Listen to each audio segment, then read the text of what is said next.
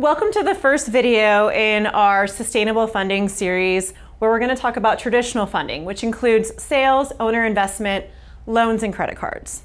Traditional funding for your small business can really be broken out into 4 categories. We could break it out even further, but 4 is pretty sufficient. Sales revenue, owner investment, loans, and credit cards. Sales revenue is pretty straightforward. It's the money you make from selling your product or service minus the cost of goods and your expenses. That is how most businesses make their money. It's the easiest way to make your money. And if you increase your sales and decrease your costs, which we'll talk about at the end of this video, that's a way to fund your business in a sustainable manner. And it's always going to be the way that you're going to fund your business most sustainably, offering the goods and services or products that your customers want at a price they want to pay.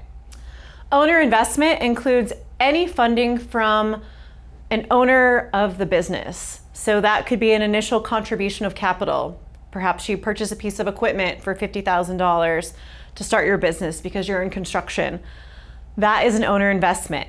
You may make a loan to the business at some point. You may have a family member make a loan to your business. That's also owner investment outside of traditional lending. Any way that an owner, original or new, pays into the business to fund the business when sales are slow, when you need to make a large purchase, when you need to change your cash flow, all counts as owner investment. Everyone who started a business has made some kind of investment in their business, even if it's just purchasing that City of Spokane business license. That's about $186 a year. Loans are kind of the primary way we think about funding for-profit businesses. And we will talk in another video about grants and crowdfunding and some non-traditional lending options, but the primary way that a small business is going to grow is through a loan or a credit card, which is still a loan, it's just a revolving loan. This could be personal loans to the business. This could be loans from banks or CDFIs. CDFI is a Community Development Fund initiative. So in Eastern Washington, Snap Financial is a CDFI. Craft 3 is a CDFI. MoFi, which is nationwide, is a CDFI. They have backing from the federal government and other sources of funding, including SBA, Small Business Administration loans, to provide funding to your business. And then credit cards, a business credit card, not a personal credit card. Always use a business credit card if you're funding your business. Are available from large institutions like Chase or Discover. Amex. Amex is a very common business credit card. The drawback for Amex is certain retailers do not take Amex, so you may not be able to purchase the goods you need to run your business using an Amex. But also a credit card from your credit union or other financial institution where you bank. Most regional banks and credit unions have credit cards available with reasonable rates and the ability to get a larger available credit balance to be able to make the purchases you need to grow your business. So let's talk about business lending. It's the most common and most accessible is in quotes on the slide, form of lending because accessibility is based on certain factors, including your personal credit as a business owner. Your personal credit as a business owner is almost always going to be taken into account unless your business is very successful, has a lot of physical assets, a lot of cash revenue that you can prove through tax returns, and also through equipment or buildings or things that a bank can use as collateral. Lending is less common for nonprofit businesses, but it's not unheard of. We at SIMBA actually have a line of credit with our credit union, Numerica, just in case we need it when we're waiting on government contracts to pay us back. But it's important to know that business lending is not guaranteed. Just because you're running a business doesn't mean you're going to get a business loan. Just because you have a profit doesn't mean you're going to get a business loan. There are things that every kind of lender is going to look at when deciding on whether they're going to loan to your business. Lenders talk a lot about the 5 C's of lending. It applies to every kind of lender, whether that's a Snap Financial or a CDFI, Chase making a credit card decision, Numerica or Gisa Credit Union deciding if they're going to provide a small business loan to you. Those are character. So character is a really vague term. It's your ability to pay back your loan and whether you're trustworthy. Do they believe your financials are correct? Do you know the story of your business? Are your business partners people they know? Which is why we always tell you it's very important to have and establish a relationship with a bank before you go and seek a loan. So find a bank that has business lending if you think you're going to need a loan and start banking there. Because if they have a history of you paying your bills, paying your credit card, even keeping money in your personal account, paying your mortgage or your car loan, they've already established that your character is someone who's going to pay back a loan. Character is the fuzziest of the 5 C's, where there's a lot of leeway for lenders to decide if you have the character to pay back that loan. It's also one of the less important categories. Capacity is going to be the ability for you to pay back the loan based on your financials. And a lot of times you're taking out a loan to buy a piece of equipment and you think, if I buy this piece of equipment, I'm gonna be able to make more sales. So for example, we work with a business, one of our board members, Mountaintop Mentality.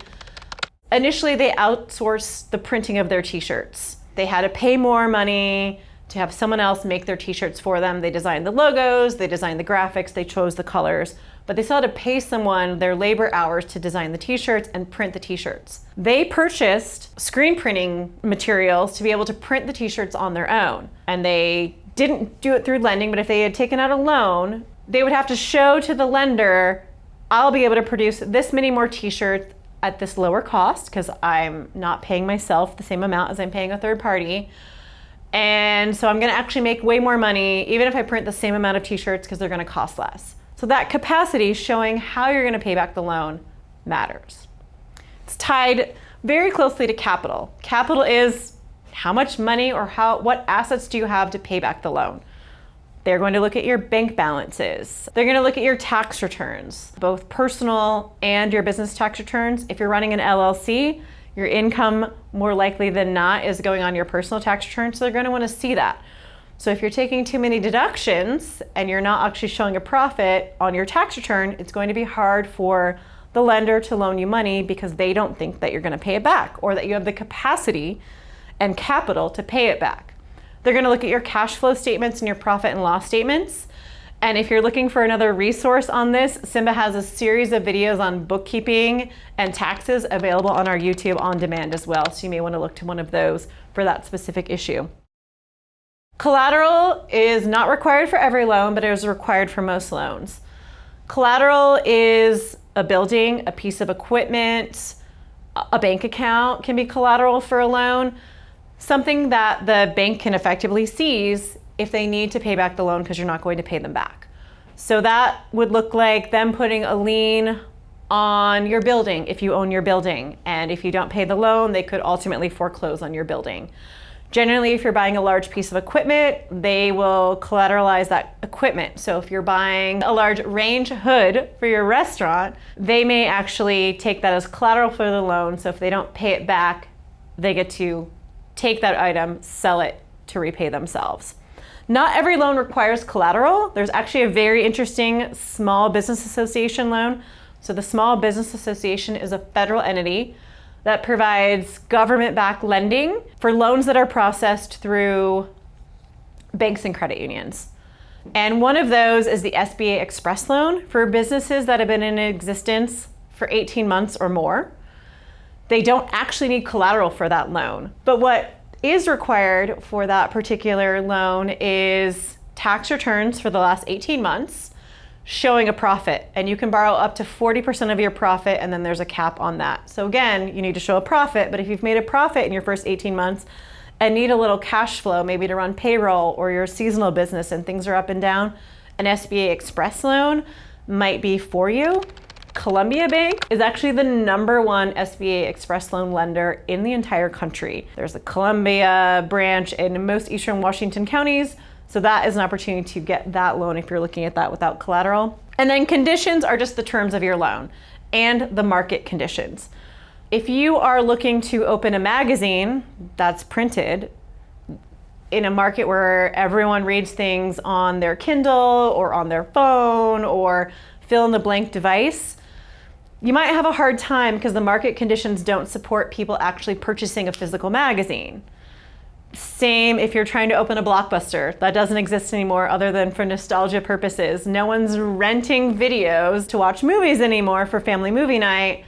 So you're gonna have a hard time showing that people are interested in that. But perhaps you're working on AI for social media and you're in a service of helping people navigate AI for social media. That is the hottest issue in the business community these days, and so that's something that the market might support that. The other things to consider, as I've already mentioned, are your existing relationship with the lender. Underwriting is the approval of a loan for both business and personal lending. And if the bank already knows you because you have your business bank accounts with them, you have a business credit card with them, you have your mortgage with them, and you're paying these things on time, underwriting is faster and easier. SIMBA was able to get our line of credit with a lot lower underwriting because we have all of our bank accounts with them, and we always have. So they can see what our cash flow is. They know that we pay our credit card on time. They know these things are happening, so it's a lot easier versus trying to go into a bank you've never been to and say, hey, like a business loan. You still might get one, but it's gonna be easier if you're already banking with someone who provides that kind of lending. Not every credit union provides business lending. Not every bank has every kind of business lending, so it's important to know that if you are looking to open a business bank account. So some common types of loans for small businesses include a line of credit. They're usually for a 12-month term. This is what you want to use for working capital, inventory, payroll. You get lent a certain amount, you pay back the amount you actually spend. You don't receive the funds immediately, you can use it as you need to. Line of credit loans are usually very easy in underwriting. They don't require as much capital. There's going to be a varying amount and an interest rate based on the credit worthiness of the owners of your business. So that's really where relationship lending comes into play because a line of credit is very easy to open. Business real estate loans are just like personal real estate loans. If you're buying a building for your business, it's a mortgage. It's usually 25 years or more. For an investment property, if you're someone who is a landlord, or for owner-occupied properties, so you are buying a building and you are going to run your store out of the building versus renting it to somebody else. And then term loans, which are conventional loans directly from banks or small business association loans, SBA loans. They are 5 to 7 years in length, and that's for equipment or large asset purchases. You need to buy that range for your restaurant. You need to buy a tractor that might be $100,000. Those are the kinds of loans that are term loans. Those are almost always going to be collateralized loans. We always talk about hierarchy of lenders at SIMBA. We are not endorsing or discouraging you from getting lending from whoever is going to lend to you.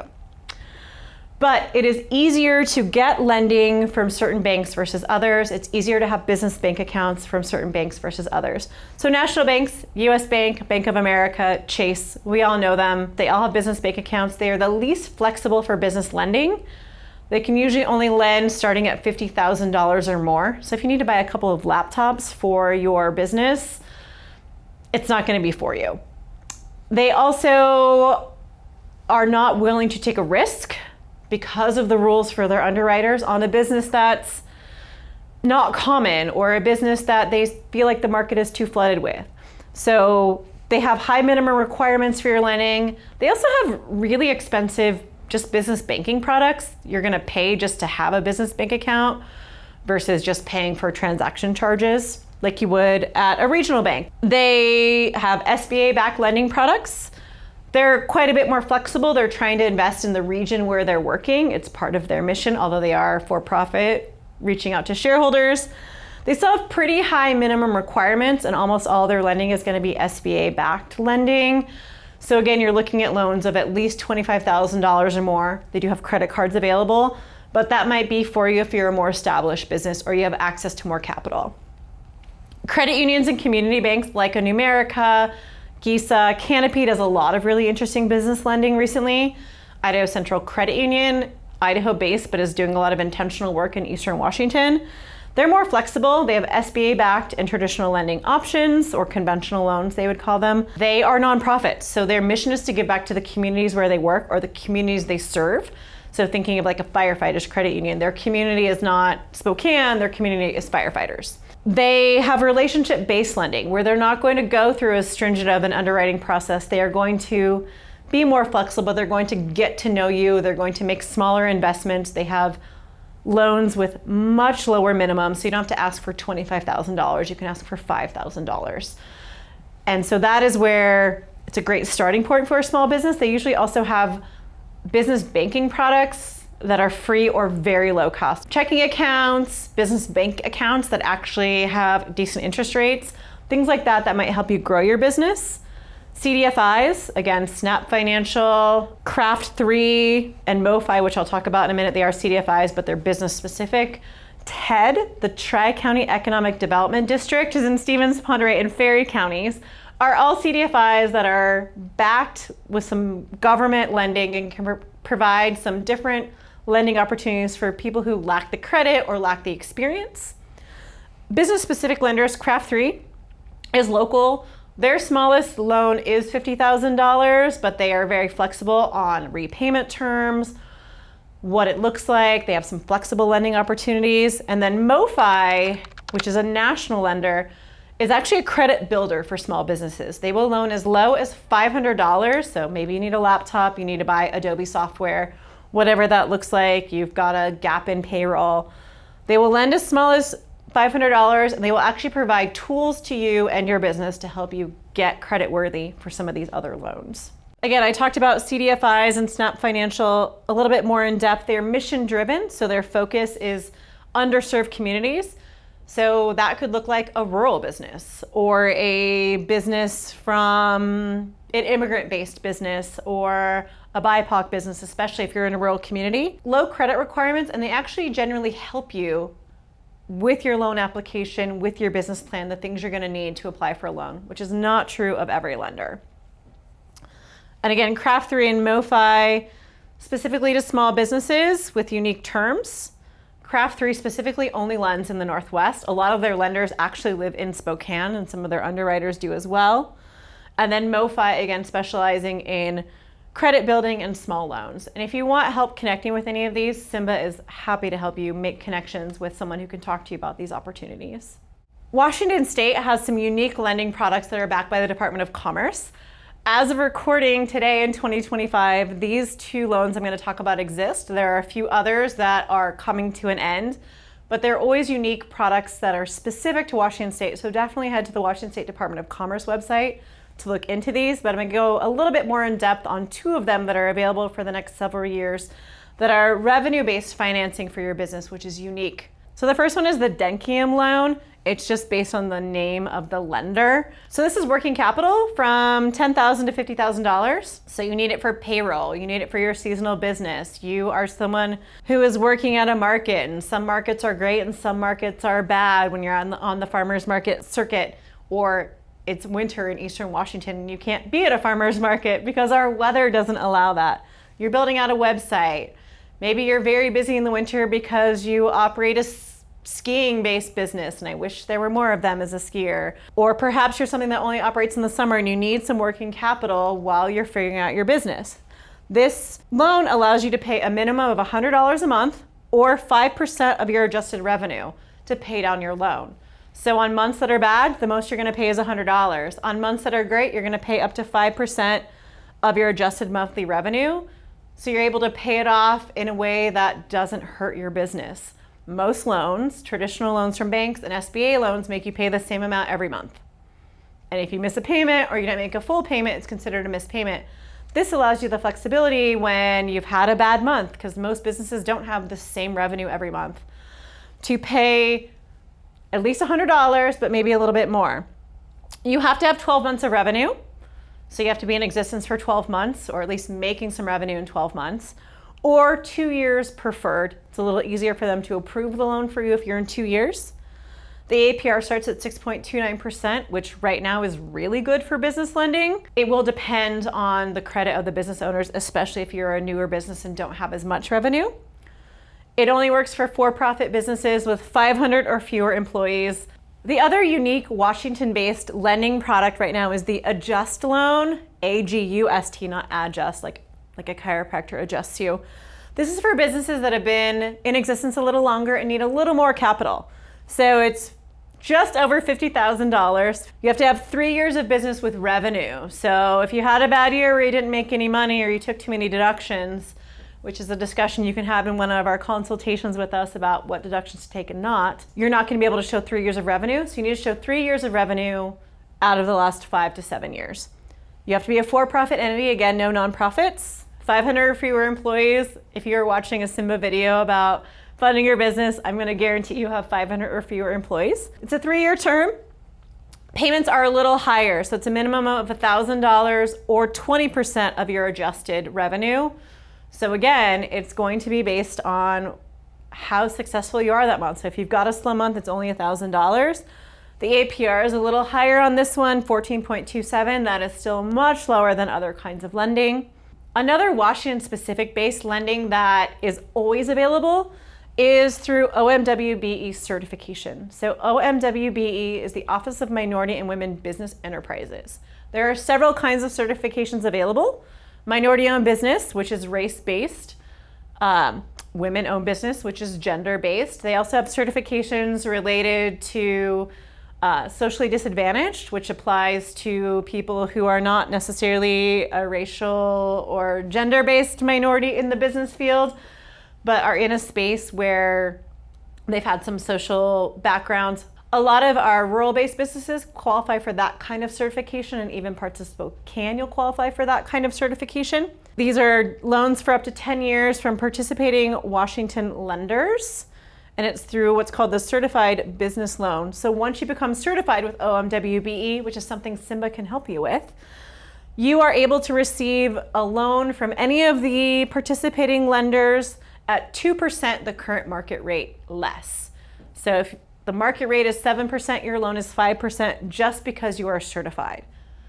You do have to maintain your certification once you get it. There's no fee currently to apply for your certification, but you do have to renew to prove that you're below a certain revenue, because regardless of ownership, if you're a minority or woman-owned business that makes too much money, you don't get this certification. It's for underserved businesses to succeed. The kinds of certifications available include MBE, which is a minority-owned business. 51% of your ownership is a racial minority, includes tribes. MWBE is 51% or more owned by a minority woman. WBE, women-owned, 51% or more owned by a woman.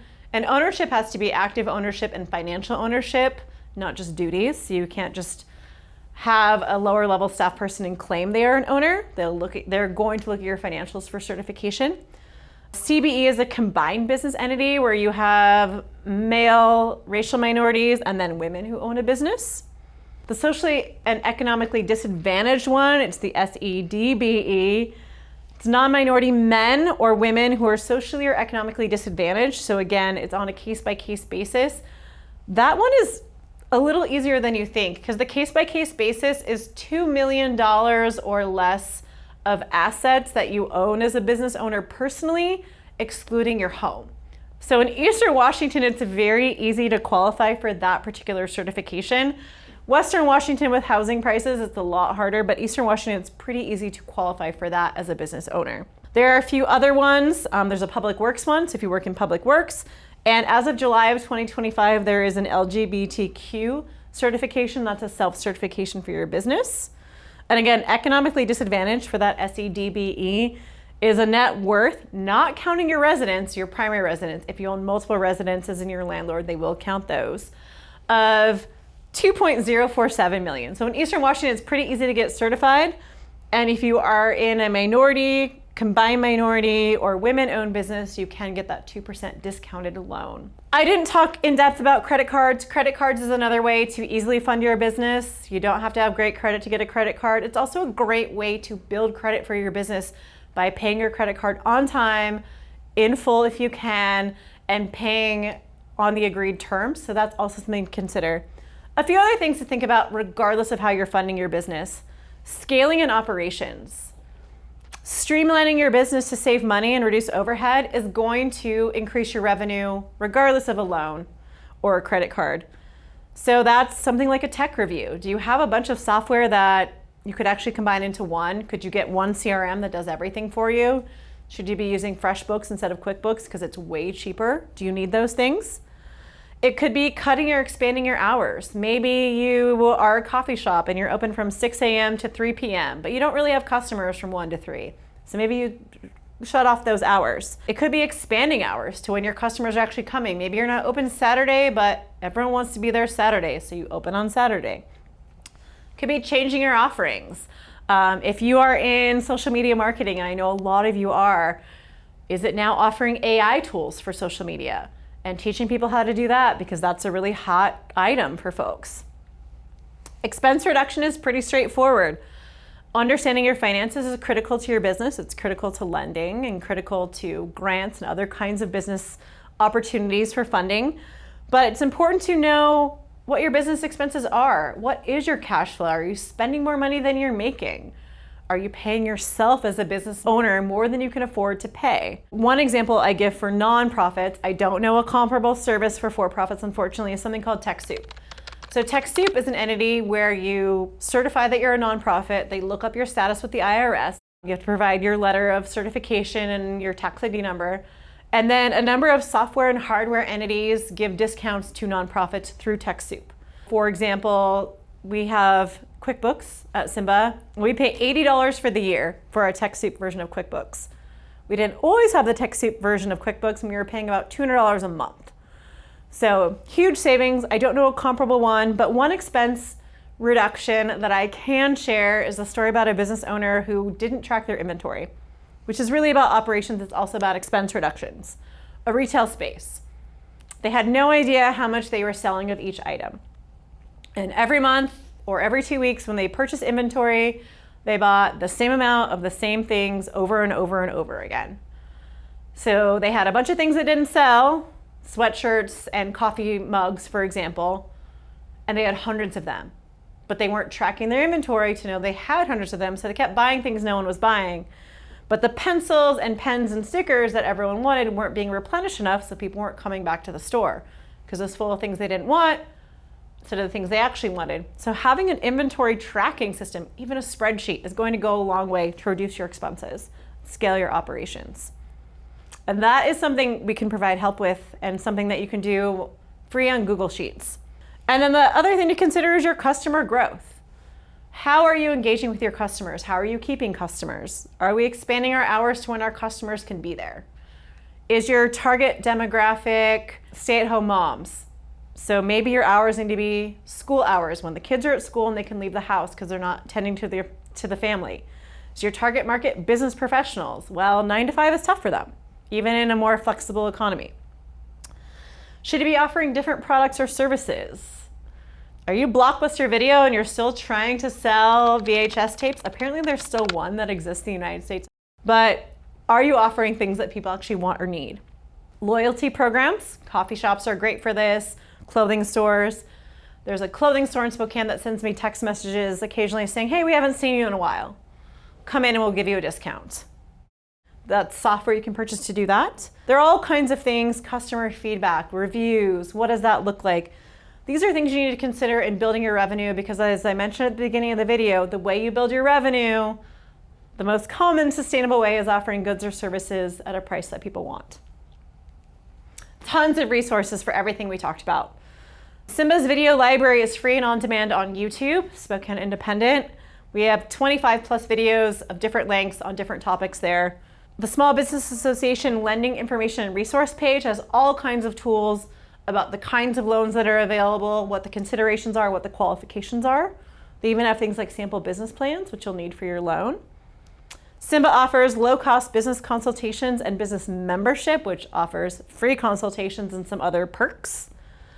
We always recommend Mark Pond and Startup Spokane, which is the downtown Spokane library. All you need is a library card to meet with him. He has incredible resources, particularly for marketing your business, including things like geofencing data tools that can find out how many people go to REI every Saturday.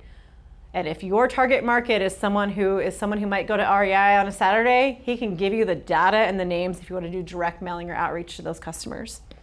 SIMBA workshops and events. Our group trainings are always free or almost always free. We offer at least one a month, if not two. And if you come to one of our group trainings or events, you are eligible to win a free consultation. We give away a few at every training. Live Local INW is our free directory and marketplace for independent and local businesses. I will turn you away if you're a corporation that happens to have an office here. So you have to be independent, meaning controlled by someone in Eastern Washington, and then local just east of the Cascades. TechSoup I mentioned because we did talk about nonprofits. If you're a nonprofit, I cannot recommend TechSoup enough. We didn't know about it when I took over at SIMBA. I had an intern who knew about it because he was also volunteering at a local nonprofit. And we have saved probably $10,000 using TechSoup as a resource. Craft 3 had a lending ready workshop back in July of 2025. There's a video of it on their website.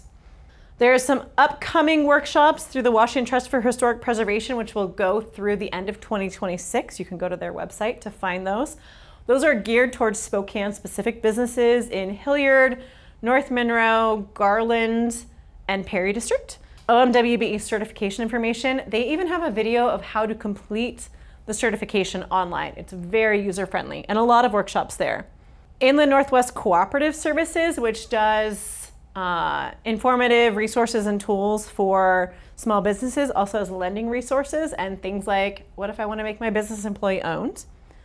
Kaizen CX locally can do a free review of your tech stack, meaning the kinds of software or hardware you're using for your business. And they can find ways to streamline that and give you offerings that are more useful for your business and at a better price point. I think of them almost like an insurance broker for technology. Legit Creative and Maker and Made are who we recommend for marketing your business. If you're looking for some of those tools, also Vexing Media, who's recording this video. And then the Washington State Department of Commerce and their lending option. We talked about a few today, and there are some opportunities for others. And then finally, Snap Financial Access, who can provide lending in 13 Eastern Washington counties. Thank you for watching the first in our series on funding your small business. Videos 2 and 3 are linked here on our YouTube.